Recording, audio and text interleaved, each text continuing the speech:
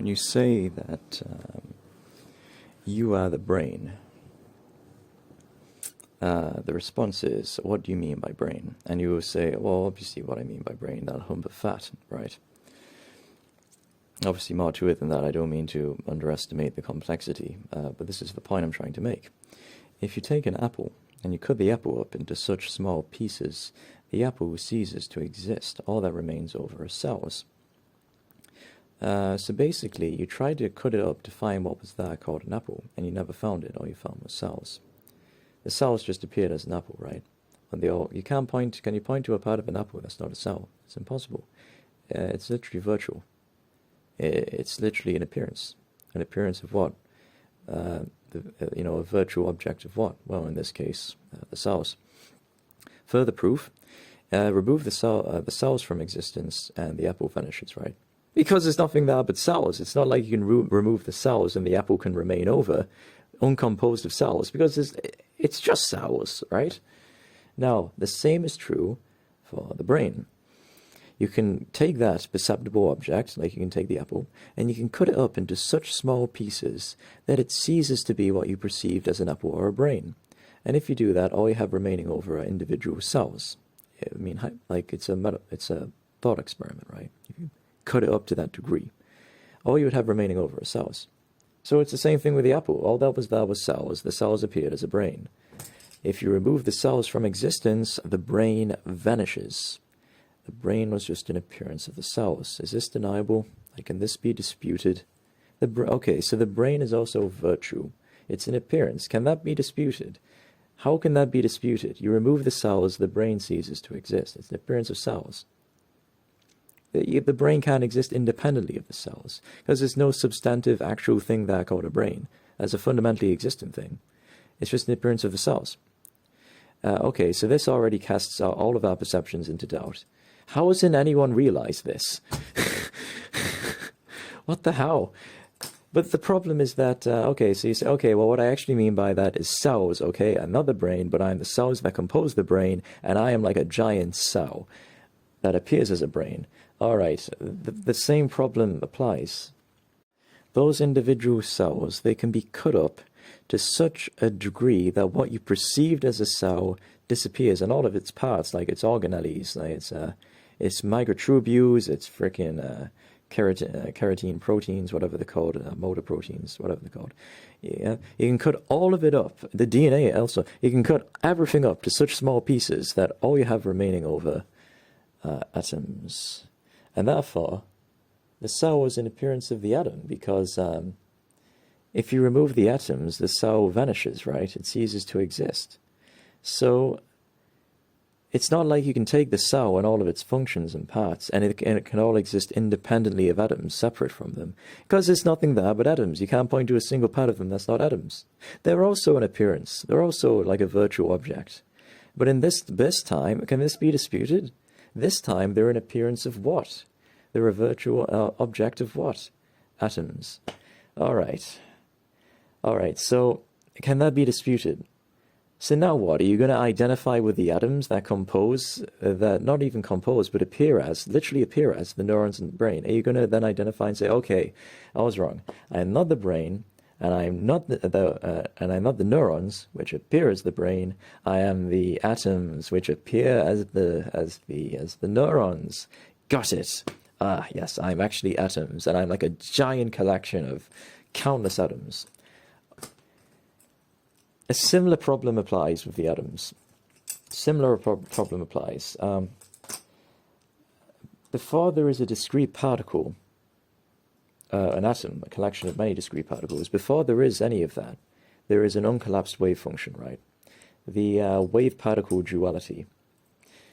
Before there is any particle, there is just a wave function, and the wave function collapses and appears as a discrete particle. Discrete particles are also an appearance or a virtual object, at this time of what?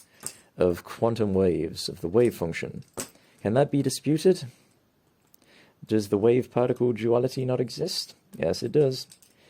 Discrete particles are a collapsed wave function. They're an appearance of waves, which are, as far as science knows so far, the real building blocks of all existent things. But they're not, again, They're not building blocks. They're literally just, it's not like the quantum wave composes the atom, whatever that even means, and then the atom composes the cell, and then the cell composes our perception. It's not, it's all literally virtual, as we went over. It's all an appearance. All of these perceptions are phantoms. Now here, let's go even deeper. Quantum waves of what? Science used to reject the theory of the ether and call it, nonsense, even though Nikola Tesla advocated it and a bunch of other super intelligent people. But now they're literally back to advocating ether theory, like the ancients did, like Aristotle and the ancient. They're back to doing it, but they've just changed the name. They're now calling it like, quantum foam, or like the unified quantum field, or there's many quantum fields upon which all these waves are perturbating, but then it's like a unified field, maybe. We're back to pretty much to ether theory, inevitably. Ether theory, ether is basically just the idea that, like, there's the substance upon which all these waves are perturbating. And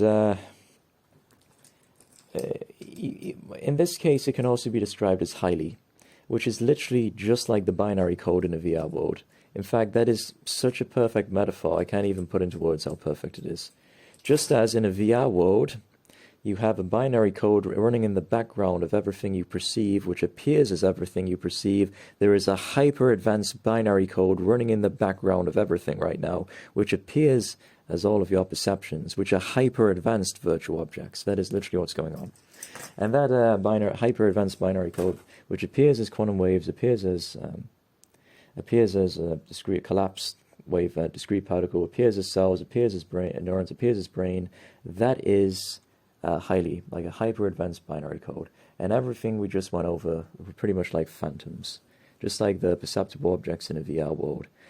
All that's really there, and all that's really affected when you say this part of the brain controls speech, this part of the brain controls eyesight, this part of the brain controls this part of the brain controls that. What you are actually referring to is the hyper-advanced binary code running in the background of all of that, which appears as the cells, the atoms, and the brain. It appears as it all. But then you mistake the appearance for what is fundamental, for what is really substantive or real. You mistake the appearance, what's virtual. It's like looking at virtual objects in a VR world and then mistaking the VR objects for what's fundamental, because you can't see any deeper. But you can see deeper with the help of certain methods to disconnect you from highly, to dissever you from highly, and from that hyper-advanced binary code. And when that dismemberment happens, and I refuse to call it disembodiment, because it gives the idea that our body is like a fundamental thing, right, that can exist apart from like cells or atoms or quantum wave or highly. It can't, because it's just an appearance of all of those. So using the term embodiment is stupid. What really goes on is the connection we have as nous, sentiency, with highly, with hyper-advanced binary code. There is no... Anyway, you got the idea. So I refuse to use the term embodiment.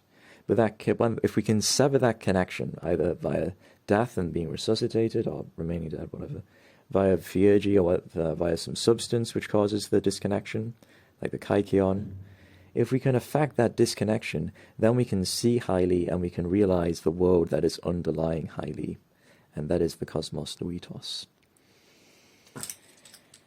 So it goes even deeper, like even if scientists went even deeper than quantum waves and went even deeper than highly, they encounter even deeper reality than that, the cosmos nuitos.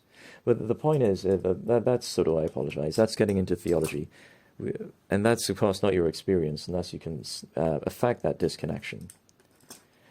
But to the point, when you say, if you damage this part, this is what the point I was trying to make to end the video. When you say you damage this point of this part of the brain, you damage this aspect of conscious experience, no, you affect the binary code. That's literally like being in a VR world, hitting a VR character over the head, seeing him go down to the floor and doing spasms, and saying that I affected this part of a VR object, and this is what caused that. No. It's the binary code which appears as that VR object, which appears as the VR body, and which appears as the shovel which you knocked him over the head with. Everything is binary code appearing as all VR objects. Like that, it's all binary code, hyper-advanced binary code, highly, appearing as brain, This part of the brain controls that, that part of the brain controls that. It can all be reduced to highly, which is all that's actually that, which is appearing as that, and then we mistake it for the fundamental thing or the ultimate reality or substance. Hopefully this summarizes it, the situation. If you're interested in these Neoplatonic lectures on Neoplatonic philosophy and theology and so on, please join our Discord server, and please consider donating. Links in description. Thank you. Before I should go, I guess I should mention the consequences of this belief, right? Practical philosophy. How does this affect me? Well, first of all, you go beyond all anxiety because you realize that what you identified with before was a virtual perception. Literally, that's what it is. How can that be refuted? We just went over the proofs. That's literally what it is. It's a virtual object. It's an appearance. Like, try to deny it. And that includes brain, and that includes even cells, and that includes even atoms, as we went over. So, and the other consequence is the reorientation of our life priorities, right? The telos of life. Because if I think that, like, I'm my perceptible body, and there's such a thing as non-existence, and I don't even realize my own innate nature as sentiency or nous, then the whole goal of life reorient itself away from self-perfection to basically like materialism in the sense of sense gratification, right? I mean, even Epicurus, who was, like, even he acknowledged that this is a crappy way to eudaimonia, to lasting peace and happiness.